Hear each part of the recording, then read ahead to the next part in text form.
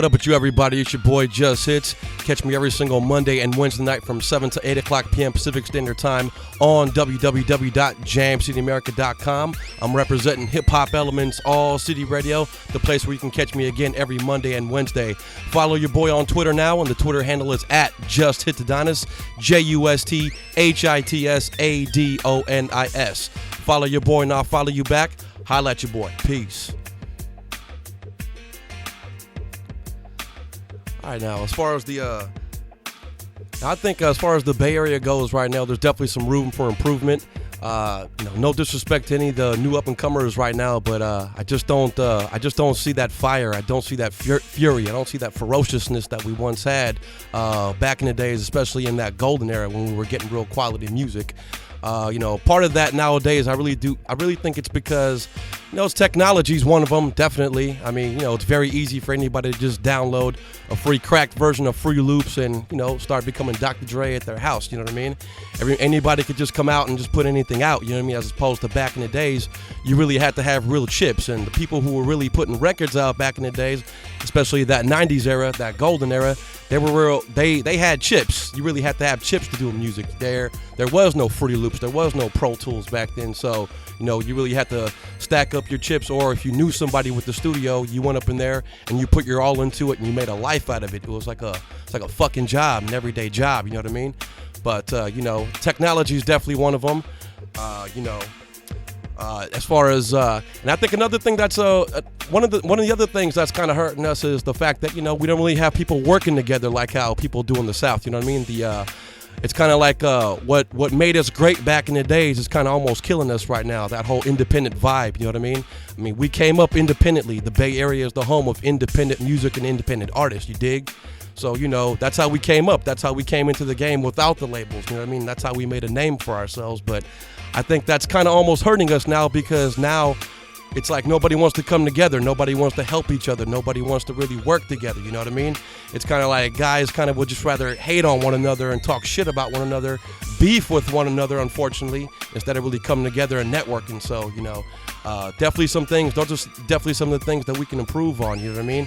And to all the what I wanted to say is to all the up and coming artists out there, and if you don't have a buzz for yourself already in 2014, really focus on putting out singles. You know what I mean? Focus on putting those hot bangers out there. Don't just throw anything out there. You know what I mean? Really work on that one track.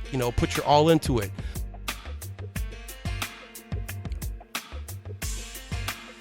I really do feel like the Bay Area has not been given enough credit in the last couple of years. Again, the independent attitude has to be one of them. I do think that's definitely holding us back, because again, we don't really. One thing we don't really do is we don't really contribute. We don't really network enough with the people in the music industry. You know what I mean? To a certain degree, I think one thing we're going to have to come to terms over here in the Bay Area as independent artists is that this is an industry. You know what I mean? An industry has rules, it has parameters, it has barriers. There's certain things that you can do. There's certain things that you can't do.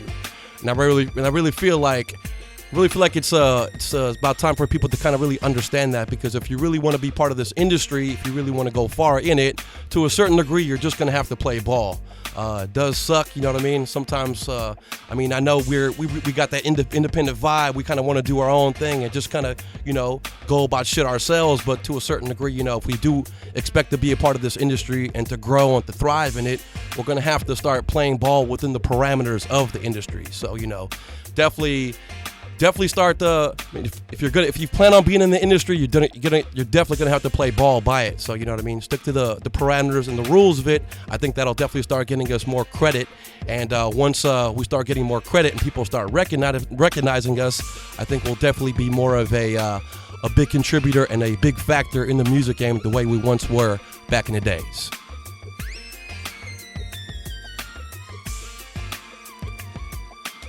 What does the Bay Area need to thrive more in the industry? Let me tell you like this. This is going out to any independent artist out there. And again, I'm a radio host myself, so I've been talking to some A&Rs out there and some people. And what I want everybody to understand and know out there is that as an independent artist, you can be that big multi-millionaire celebrity that you want to be. You do have the opportunity of doing it. there's just a certain way of going about doing it, and it's like this. What you can do is you can gather up about $65,000 to about $100,000. $65,000 to about $100,000. Go get with an agent or a representative or a public relations person to represent you, and they could literally put you out there. They've got deals out there where they can actually, if you could get that much money, they could put you out there. They can get you the radio spins, and you are guaranteed that money because you're actually paying for it yourself. One of the biggest ways to get into this music industry, really, if you really want to know, it's money. Because when you got money, people will take you seriously. And the more you have it, the more serious they'll take you. So just to answer your question, yes, it is possible for anybody to blow up and get that big star Kanye West, Jay-Z type of fame. It's just going to take a lot of money. So if you're somebody with that kind of dough, or if you have investors behind you that will be down to invest in you, you know what I mean, you can do it. You can make it, and you can actually make that money back by getting I guess the way it works is that every time they play your music, you get a certain you get BDS spins, and you actually make money off that. So you can make part of your investment back by just getting those BDS plays and those radio plays, because you do get paid for that shit. It's called royalties. Y'all can go ahead and look that up. But hey, money and good representation. Good representation. Somebody like Stretch, you know what I'm saying? Big Stretch. Shout out to Stretch right there. He was the one who put out the Creations and the I Am Sues and the HBKs. You know, I know some people out there might have their opinions about those artists and shit like that, but that's besides the point. The point I'm trying to make is proper representation and a good stack of money, a good amount of money, in particular $65,000 to $100,000 can get you up there.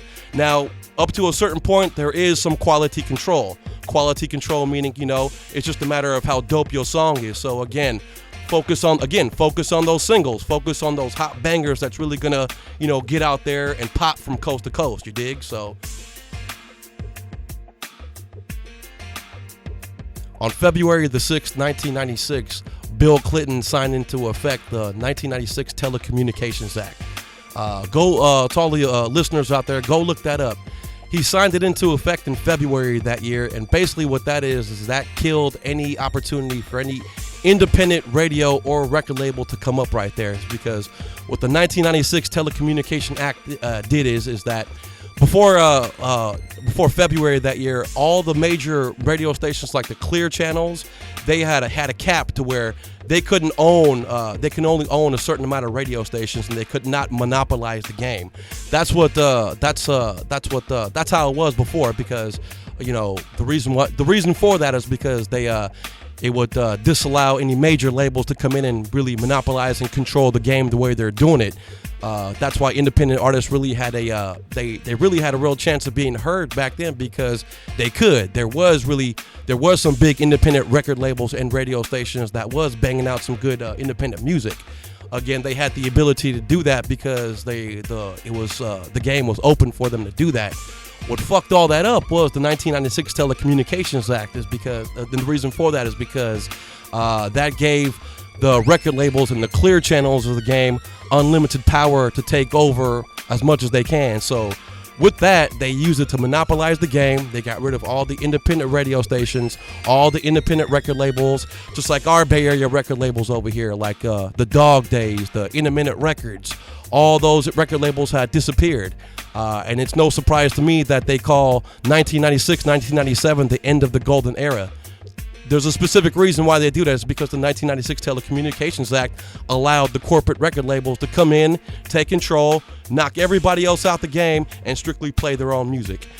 Senator Tom Daschle in 2003 made an attempt to try to overturn that, to try to put restrictions on the 1996 Telecommunications Act, but unfortunately that did not go through, and it failed. And unfortunately, ever since then, we've been getting plagued with all this bullshit mainstream music that nobody can stand, that nobody likes to listen to, especially us real independent artists out there who are putting real music out in the game.